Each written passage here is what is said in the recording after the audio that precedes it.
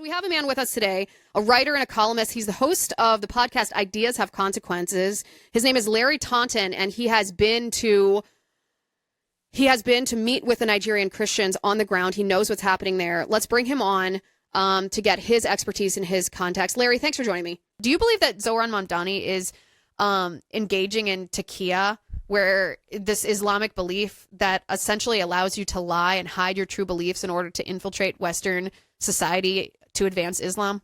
Of course he is.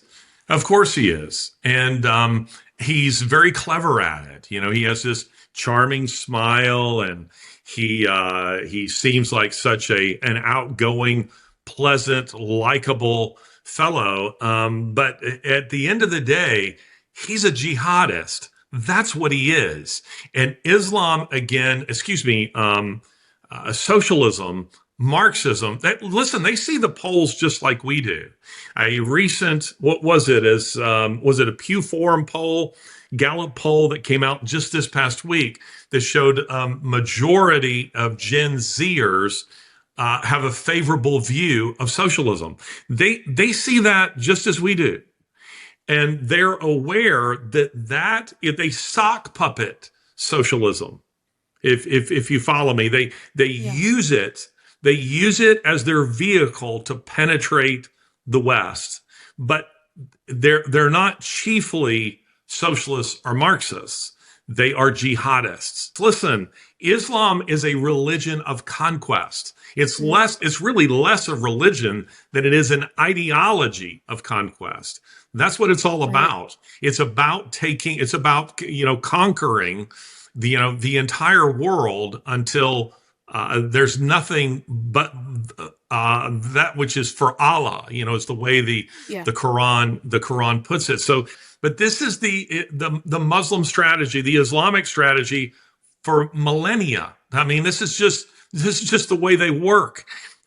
This is the way they operate, and it's what's happening in London. It's what's happening in Paris. It's what's happened in in Dearborn. It's what will happen in New York City. And by that, I don't mean busloads of children being brought in and dropped off and given AK-47s, but I mean radicalizing of youth and of turning a blind eye to violence. And you see all these knife attacks that are being reported, and things like beheadings and rape gangs. I mean, Rotherham has been just not reported in the United States at all. Roughly 250,000 British white girls, according to the Times of London, trafficked on an industrial scale, and almost no one has been punished. Now, why is that? Well, it's because the violence, the rape gangs, the knifings, all of this is part of the plan. It's not something that the politicians are going, gosh, I wish this hadn't happened again. It's because in Saqib Khan's London, he wants it. That's what they will want in New York. And it's because what happens? There will be an exodus of people out of those cities. So you eventually surrender a whole, metropolis, Britain's most important city, the United States' most important city, surrendered to jihadists. And I know that there are some people who are listening to this that are going, oh, this is just so wild. I just don't believe this. I'm telling you, I've seen it. It's the way it works. But when we're talking about, real Islam, we're talking about people who take the Quran, the Hadith, that is the holy writings of Islam, and the life of Muhammad, which they are supposed to model themselves after. And Muhammad was a thug. Muhammad killed 800. I mean, if he even existed, he killed 800 Jews in a single day, slit their throats. Raping and pillaging is all part of Islam. And so you see women are seen as the spoils of war. And so women, you will recall a few years ago that we were hearing about these Nigerian girls who were taken by Boko Haram into sex slavery. Well, the fact of the matter is that's happening every day in Islam. Islam is a religion of violence. It's a religion of hate. It's a religion of misogyny. It is a religion made by men to indulge every perverse male appetite. Well, the Quran itself says, and this is a quote, "Kill the unbelievers wherever you find them and take them, detain them, and sit and wait for them." So if you interpret that in any kind of literal way, I mean, I don't know how there's any way to interpret that to mean anything other than what it clearly says to mean. It sounds to me like they're trying to establish a caliphate. It sounds to me like this is we talked about this more, I think, 10 years ago than we do now in the United States.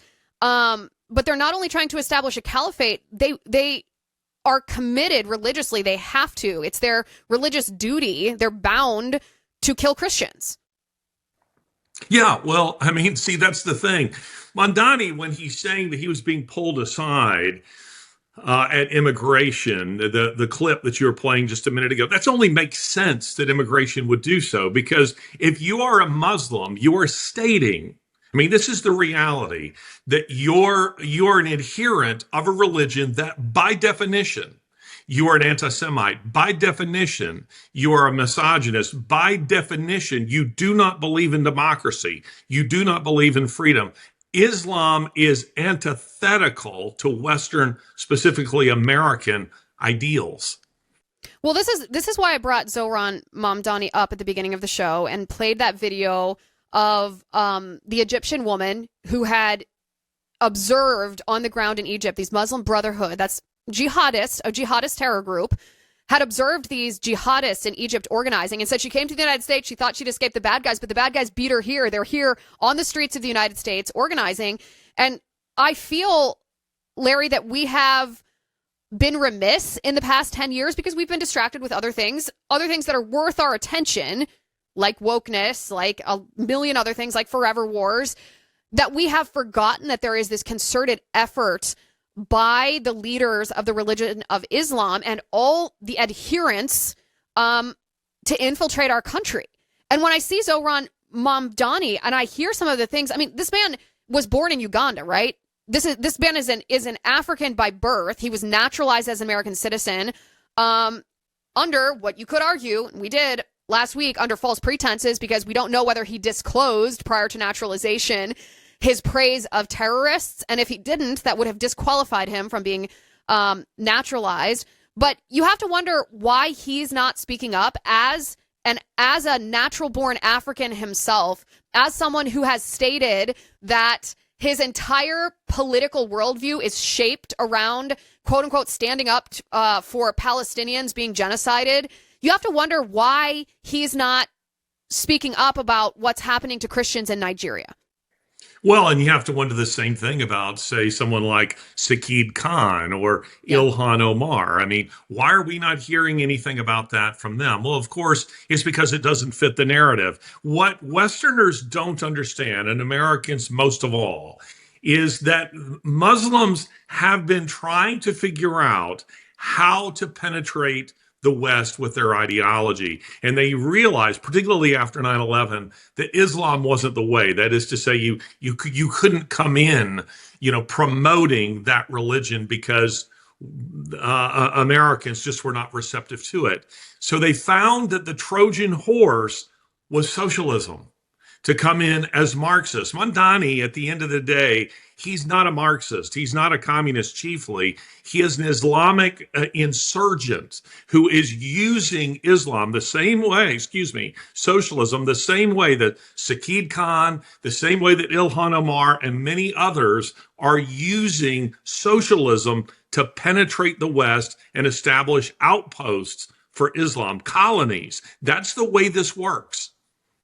Which is terrifying to think about it, but if you put together the totality of all the different video clips of Zohran talking about his own ideology and his motivations that have gone so viral over the course of the past couple of weeks, that actually makes sense. I want to read something that his mother said about where his loyalties lie. And this is from an interview with the Hindustan Times back in May of 2013.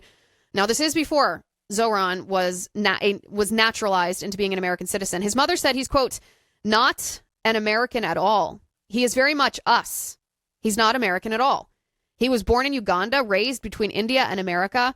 He is at home in many places. He thinks of himself as Ugandan and as Indian. He is a total Desi, someone of South Asian descent. He is not a Farang, foreigner, often implying Westerner, at all. We are not Western at all. End quote. We are not Western at all. And so you see this, Larry, and you hear this, and you see his silence, and the same goes, you are absolutely correct, the same goes for Sadiq Khan, the mayor of London, the same goes for Ilhan Omar, a congresswoman here in the United States who was born in Somalia. Also, by the way, her immigration background is also very suspect. She could have committed immigration fraud. If you haven't listened to that episode, I highly recommend that everyone goes back. I think it's from 2 weeks ago that we did that. We are not Western at all.